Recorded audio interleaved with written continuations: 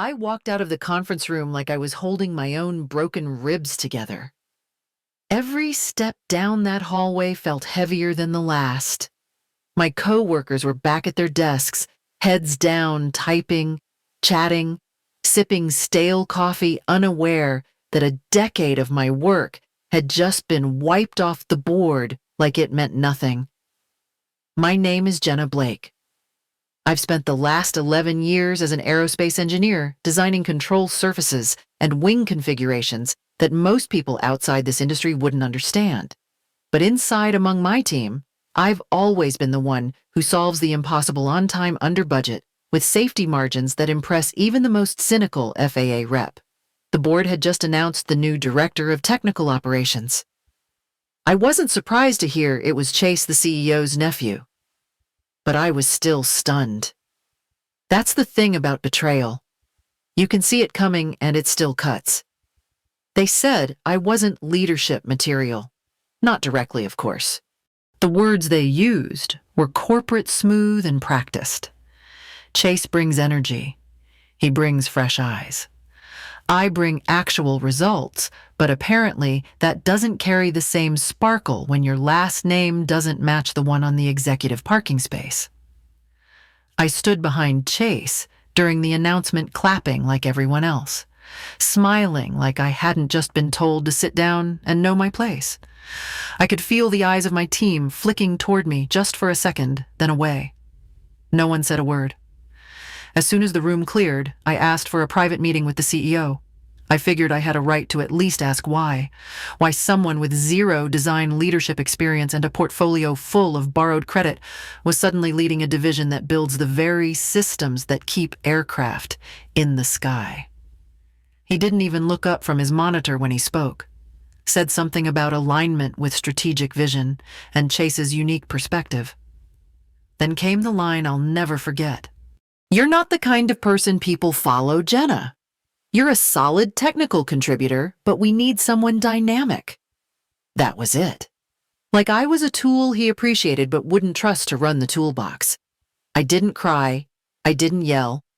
I just stood there staring at the man I'd worked under for a decade, wondering how someone who had watched me rescue one failed design after another could believe I wasn't built for more. Back at my desk, I sat in silence. 10 years. 10 years of overtime, skipped weekends, patents filed under the company name, with my designs embedded in them. 10 years of being told that hard work pays off. And now this. People walked by and offered polite smiles. Some avoided eye contact. I typed something just to look busy, but the letters on the screen didn't make words. All I could hear was that one sentence echoing in my head. "You're not the kind of person people follow." And for the first time in years, I started to wonder if maybe they were right. Chase Whitman walked into our department like he was entering a luxury car showroom. His suit was too sharp, his smile too white, and his handshake came with a cologne that stuck around long after he left the room. He was 29, looked 22, and had the kind of confidence only someone who had never been told no could wear that easily. The CEO introduced him as our new director of technical operations, and I swear I heard someone in the back choke on their coffee. His resume read like a tech billionaire's highlight reel: Harvard internships at 2 aerospace giants and some startup I'd never heard of that apparently revolutionized drone logistics. None of us could verify a single claim. At his first project briefing, Chase asked me what an airfoil was. I thought he was joking. When I realized he wasn't, I had to pretend I didn't feel my soul leaving my body. Then a week later, he asked the entire team if pitch stability had anything to do with how well the airplane pitched to customers. I wish I were making that up. I tried to be diplomatic. I figured maybe he was rusty. Maybe he just needed time. So I stayed late every day for 2 weeks, cleaning up the messes he didn't even know he was making. The final straw came when he approved a design adjustment to a control surface that hadn't been tested, said it looked solid on paper, and we should trust the instincts of young minds. That's when I knew I had to speak up. Not for me. For the people who would eventually sit inside aircraft based on the specs we approved. So I set up a meeting with HR. I brought documentation, performance data, and team feedback. I explained my concerns clearly, professionally, and with evidence to back every point. They thanked me for my passion. That's the word they used. Passion. Then they reminded me that Chase had strong executive backing and that I should be careful not to be perceived as unsupportive of new leadership. I walked out of that office with my hands trembling and my mouth full of words I couldn't say. Next, I tried Arthur. He was the outgoing director, the man whose seat Chase now occupied. I thought maybe he'd back me up. Arthur listened quietly, then closed the door behind me and lowered his voice. He said he agreed with everything I'd said I deserved the role. Then he told me to let it go. He said some fights aren't worth the fallout, that Vernon, the CEO, had been building this move for months and challenging him could mean career suicide. He told me to think long-term. I asked him how long I was supposed to wait for the system to stop rewarding incompetence. He didn't have an answer. I went home that night and stared at my apartment ceiling for hours. I kept thinking about the design Chase had approved without testing. I thought about my niece, who would be flying to college next month.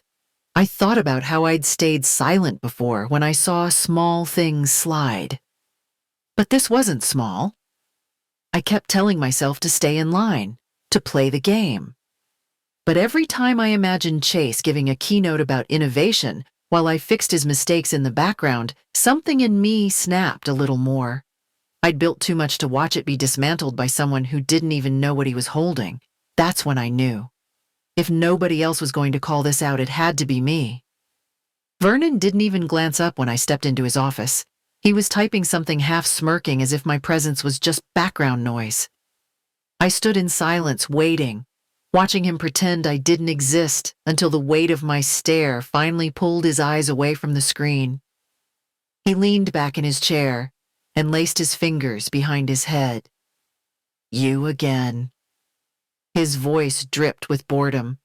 I stayed calm, but my jaw clenched tight enough to ache. I told him the Chase appointment was a mistake, that safety and integrity were on the line, that I'd followed every channel I could and been shut down every time. He laughed. That smug little shrug of a laugh people give when they think you're harmless. He said Chase had vision, that sometimes leadership requires risk. Then he said it. "I control HR. Drop it." I stepped forward and looked him dead in the eye. "You have 10 minutes to fix this." He blinked, confused for a second. Then he sat up straighter, amused. "Fix what exactly?" he asked if I was threatening him. Said nobody would take my word over his. Said I was making things harder for myself. I let him finish. Then I told him in the calmest voice I could muster that he had no idea who he was dealing with. His protection didn't extend as far as he thought. He waved me off, told me the conversation was over, and went back to his screen like I was dismissed. But I didn't move. I watched him type as if nothing had just happened. I memorized his arrogance. I let it burn. Then I turned, walked out without a word, and let the door close gently behind me. The moment it clicked shut, I pulled out my phone, and I stopped being silent. I sat in my car, hands gripping the steering wheel, staring at the name on my phone screen. Elise Martin. She'd been my roommate in college, the kind of friend who remembered your worst days and never let you face them alone. Now she was the lead safety inspector for the FAA, and her next inspection was scheduled at our company in just a few days. I'd never used that connection, never even considered it. We'd always kept our careers separate, respected the boundaries. But today wasn't just about careers. It was about a flawed aircraft design that had slipped through approvals because someone in power thought bloodlines mattered more than expertise. I pressed call before I could talk myself out of it. Her voice was cheerful when she answered, like she had no idea her day was about to change. I told her I needed to talk about a project her team was about to inspect. My voice was calm, but inside I was bracing for impact. She asked what kind of concerns I meant, and I didn't hold back. I told her about the design changes Chase had approved without testing, about systems that were signed off with no simulations, no validation, about the internal pushback that had been silenced under executive pressure. I told her I wasn't calling out of resentment or ambition. I was calling because people's lives were at stake, and the systems in place to protect them were failing. There was a long silence on her end. Then her voice shifted from friendly to focused. She said this sounded like something that needed emergency review, that she would contact the board and begin an inquiry immediately. She asked if I was prepared to go on record. I told her I was ready for whatever came next. When I hung up, my hand shook. I stared at the dashboard, heart pounding. I hadn't just crossed a line, I'd lit it on fire. The executive boardroom felt colder than usual, like the AC had been turned up just for effect. Miriam Langston, the chairwoman, sat at the head of the table, flanked by two senior board members I recognized from company newsletters. They motioned for me to sit. There were no smiles, no small talk, just an expectant silence that told me I held the next move. I didn't waste time. I laid out what I knew: the unapproved modifications, the skipped protocols, the unqualified leadership behind the sign-offs. I told them I'd already contacted the FAA and that an emergency inspection was being scheduled. I also told them I hadn't gone public yet. That choice was still theirs. They asked what I wanted. That was the moment the power shifted. I leaned forward, steady and deliberate. First, I want the role of Executive Director of Safety and Innovation, full authority. Not under Vernon. I report directly to this board. Second, I want to build my own team. Engineers who are qualified, proven, and not connected by blood or favors. No interference. No political hires. Third, Vernon and Chase are to be removed from any position where they can influence design decisions or safety protocols. Transferred. Reassigned. I don't care, but they're out. Miriam wrote notes, slowly, her face unreadable. One of the board members asked why they should trust me with that level of control. I reminded them that while others were approving half-baked systems, I was the one fixing them. Quietly. Consistently. I told them I didn't want this position because I needed a title. I wanted it because someone had to stop this culture of shortcuts before it cost lives. The room went still. Then Miriam spoke. She said, "My demands were substantial." I agreed. I also reminded her that if the FAA uncovered what I'd just told them, the company wouldn't just lose contracts. It would lose credibility. And that's something even money can't fix. They asked for time to deliberate. I stood calm but firm and told them they had until the inspection began. I walked out of that room knowing something had changed. For the first time since this all began, they weren't dismissing me. They were listening. It was almost 10 at night when I heard the knock. I wasn't expecting anyone. I peeked through the peephole and saw Arthur standing in the hallway, his shoulders hunched, his expression tight. I opened the door slowly, unsure what he wanted after everything that had happened. He didn't ask to sit, just looked me in the eye and said there were things I needed to know before the board met again. Then he told me the truth. This wasn't the first time Vernon had played the nepotism card. Years ago, he'd brought in a brother-in-law to run procurement. That man approved substandard components for a military drone project. It nearly led to a catastrophic test failure. The board had covered it up. Vernon got a slap on the wrist and promised to clean up his act. Arthur said he thought it was a one-time mistake that Vernon had learned. But now, seeing what was happening with Chase, he realized it had just gone underground. The system was never fixed. It just got quieter. I asked him why he didn't say anything sooner. He hesitated. Then he said he was retiring in a month and didn't want to stir the waters. That watching me step into the fire alone had shaken something in him. He couldn't stay silent again. He offered to speak at the next board meeting, said he would confirm everything I'd brought forward and add his own. I nodded, grateful but heavy with the realization of how deep this ran.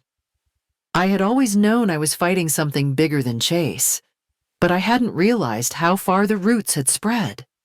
And now that we were digging, I wasn't sure what else we'd find. But I knew we couldn't stop. The offer from Orion Aerospace landed in my inbox like a gift from the universe. High salary, full authority, no cleanup job, just a fresh start. I stared at the sleek proposal and felt the weight of temptation press hard against my chest. It was everything I'd ever wanted on paper, but something about the timing felt wrong. 2 hours later, I got a text from an unknown number. Parking garage, level 3. Come alone if you want to save your career. It was the kind of message you delete without replying, but curiosity and instinct pulled me into my car and down to the 3rd level of the garage. Phone gripped in one hand, my heart banging against my ribs. Chase stepped out from behind a pillar, looking like he hadn't slept in days. His perfect hair was a mess, and the smug shine had vanished from his face.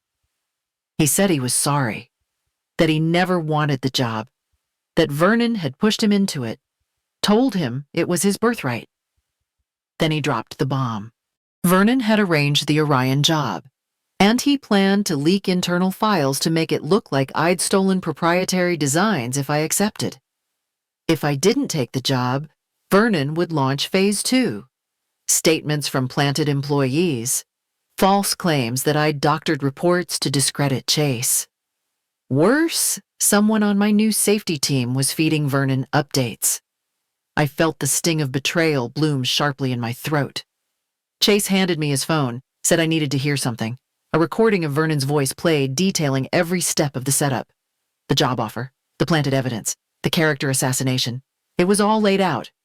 I asked Chase why he was helping me. He said he didn't want to become his uncle, that this wasn't what he signed up for, that I'd earned everything and he'd earned nothing but guilt. The next morning, I called an emergency board session.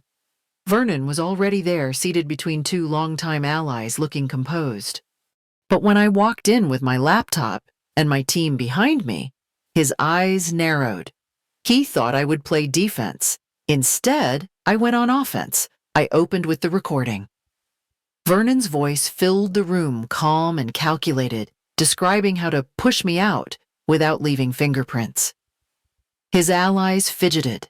Miriam's face tightened. Vernon tried to interrupt, but I kept going.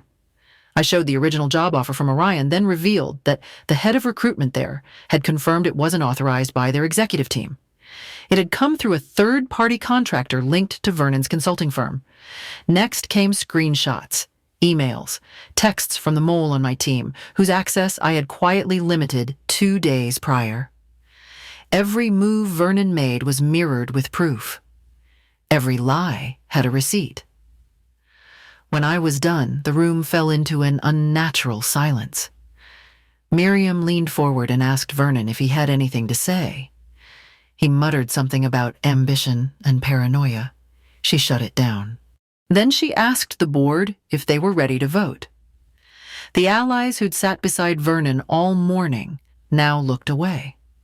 The vote was unanimous. Vernon was removed immediately pending legal review. His access revoked, his influence dismantled in a matter of minutes. I didn't smile. I didn't gloat. I just nodded and thanked the board for hearing the facts. As I left the room, Chase caught my eye. He gave me a small nod, almost like a salute. I nodded back. We both knew this wasn't over. There would be more fallout, more repair work ahead. But for the first time, I wasn't alone in the fight. And more importantly, I wasn't fighting uphill anymore. I was holding the high ground. 2 weeks after the board vote, I walked into my new office for the first time. Executive Director of Safety and Innovation. The title was printed on the door, but it still didn't feel real. What felt real was the silence I stepped into. Not the absence of noise, but the absence of fear. People looked me in the eye again. Some nodded, a few even smiled. The first change I made was reopening the internal review committee. We looked at every engineer who had been overlooked, dismissed, or pushed aside under Vernon's reign. I called back 2 team leads who had quietly resigned months ago after being passed up for promotions they deserved. One of them cried when I offered her a role leading the control systems audit, said it was the first time anyone had asked for her mind, not just her labor. Chase transferred into marketing where he actually thrived. He built a campaign to relaunch the company's reputation, this time grounded in transparency and technical excellence. We didn't pretend the scandal never happened. We acknowledged it, owned it, and used it to show what we were building now. Vernon tried to stir things up from the outside, but without his position, his allies, or credibility, his words landed like static. The company issued a statement confirming his exit and compliance with federal inquiries. By the end of the quarter, he'd been quietly removed from several industry advisory panels. His name stopped appearing in trade publications. The silence around him was its own kind of verdict. I was offered another role, actually. A different firm. Higher salary. No mess to clean up. But I turned it down. People asked why after everything. After the bruises and threats and betrayal, why stay? Because if I walked away, Vernon still won. Not by keeping power, but by destroying something he never valued. And more than that, I stayed because I believed this company could be better. Not just a little better, but radically better. Safer, stronger, fairer. It just needed someone willing to take the long road. My days are longer now. There's no shortcut to fixing a broken system.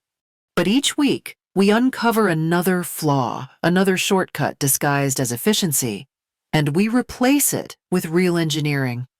We document everything. We publish internal findings. And slowly, trust begins to regrow. There are moments when I wonder if it's worth it. Late nights when the audit reports feel endless and the resistance from the old guard still simmers under the surface. But then I see someone like Luis, a junior engineer, who once stayed silent in every meeting, now leading design reviews with confidence. That's the win. I used to think revenge meant watching someone fall, watching them lose what they stole from you, but that's not it. The real revenge is this: the work, the rebuilding. The proof that you were right all along, and now the entire system finally moves in that direction. The night we passed our first full compliance audit under my leadership, the team held a quiet celebration in the break room. Someone brought cupcakes. Elise sent a bouquet with a single note: for the ones who fight forward.